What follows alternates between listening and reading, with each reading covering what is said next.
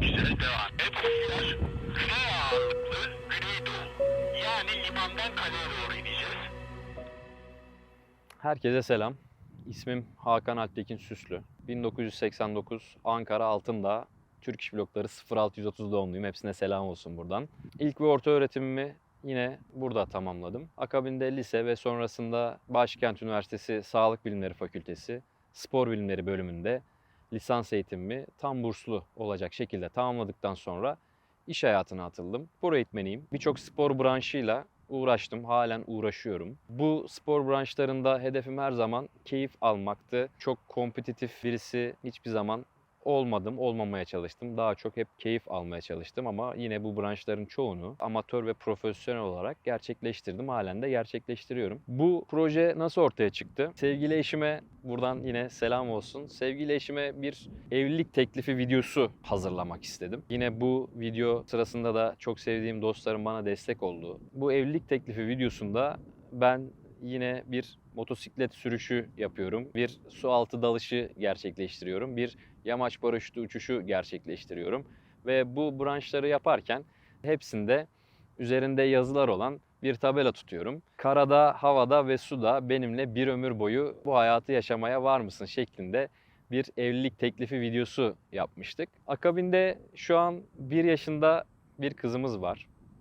Onu çok seviyoruz. Ve ben onun için şu an büyüdüğünde ve ben bu hayatta olmadığım zaman onun hatırasında kalabilecek, ona bir hediye, bir hatıra olabilecek bir şey yapmak istedim. Bu amaçla aslında ilk yola çıktık. Bunu yaparken de tabii ki yine yapmaktan en çok anladığım diyeyim bu hayatta şey olan sportif branşlardan yararlanarak bir şey yapmak istedim. Ve böyle bir yola çıktık.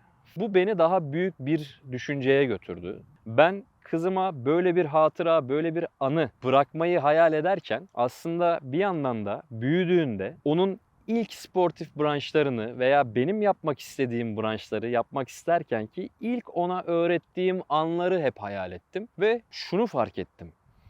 Ben de küçükken birçok sportif branşı babamdan esinlenerek onun sayesinde tanıma fırsatı ve yapma fırsatı buldum. Halen de öyle.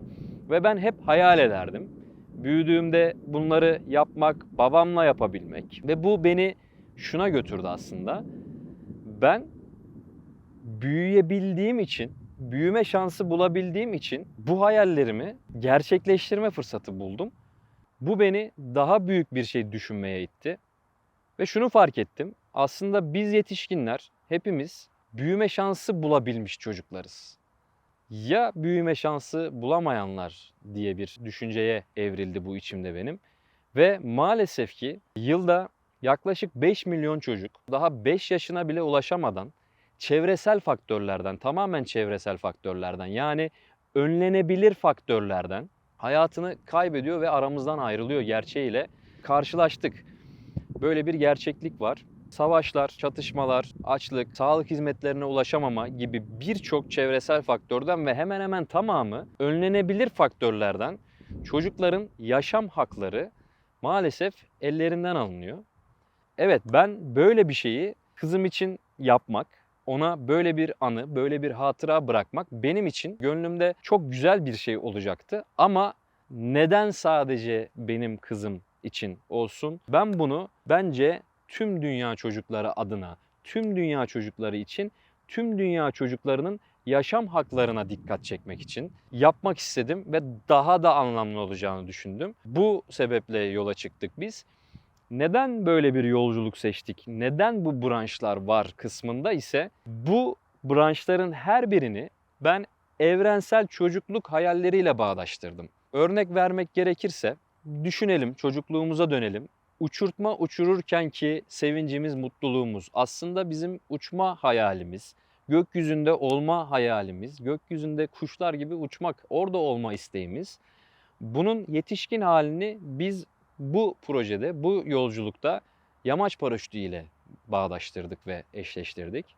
Yine akabinde çocukluğumuzda hiçbir çocuk yoktur ki bisikleti gördüğü zaman heyecanlanmasın. O iki teker ve bisikletle özgürce bir yerlere gitme hayali. Ve bu bizim bu projede motosiklet ile bağdaştırdığımız bir unsurdu. Akabinde bir çocuk için denizler, okyanuslar uçsuz bucaksız ve her zaman keşfedilmeyi bekleyen, keşfetmek istediği, oranın altındaki dünyayı görmek istediği bir dünya olarak düşündük ve bunu da bir su altı branşıyla eşleştirmek istedik.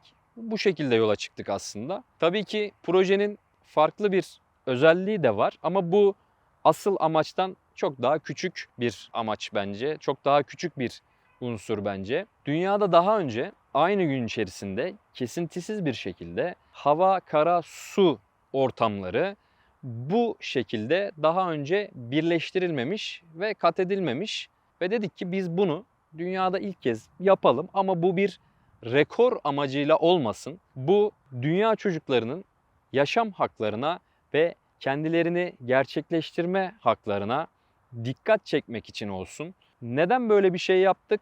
Çünkü başından beri hep bu sorulduğunda ben aynı örneği veriyorum. Yapmayı en iyi anladığımız bu hayatta iş sportif branşlar olduğu için, işimiz bu olduğu için bunu yapabildik. Aslında ben iyi bir heykeltıraş olsaydım bununla ilgili iyi bir heykel yapmak isterdim. İyi bir ses sanatçısı olsaydım bununla ilgili belki bir şarkı yapmak isterdim, yapabilirdim. Bizim de anladığımız şey bu ve biz kendi dilimizde böyle bir şey yapmak istedik. Projenin başlangıcı, özü aslında hikayesi budur ve biz bundan sonra da bu süreçte bize ayrıca bu yolculuğu gerçekleştirmemiz için her noktasında destek veren çok değerli, çok iyi kalpli, çok sağduyulu kişilerle karşılaştık. Onlara buradan tekrardan teşekkür ediyorum. Özellikle bu yolculuğun motosiklet safhasında bizi karadan zirveye taşıyan, motosikleti bize sağlayan, başta Corlas olmak üzere akabinde Kosi Triumph Ankara ve Triumph Türkiye, onlara gerçekten buradan teşekkürlerimi sunuyorum kalben. Bizim bundan sonra yapacağımız, yine kendi dilimizde gerçekleştireceğimiz konsept yine bu şekilde olacak. Çünkü dediğim gibi bizim kendi dilimizde kendimizce elimizden gelen bu konuya farkındalık oluşturmak, bu konuya dikkat çekmek için elimizden gelen bu olduğu için bunu yapabiliyoruz. Bu sürecin devamında da her seferinde, her zirveden maviye yolculuğunda bu yolculuğun kara, hava ve su altı etaplarını her seferinde daha da geliştirerek götüreceğiz. Ama her seferinde amacımız, dikkat çekmek istediğimiz nokta yine aynı olacak. Her çocuğun yaşamak ve kendini gerçekleştirmek hakkıdır mottosuyla. Çünkü her yetişkin büyüme şansı bulabilmiş bir çocuktur mottosuyla. Her çocuk hayal kurmayı, kendini gerçekleştirmeyi, o hayalleri yaşamayı, her çocuk yaşamayı hak eder. İzleyen, beğenen, bizi destekleyen, katkılar sunan herkese çok teşekkürler.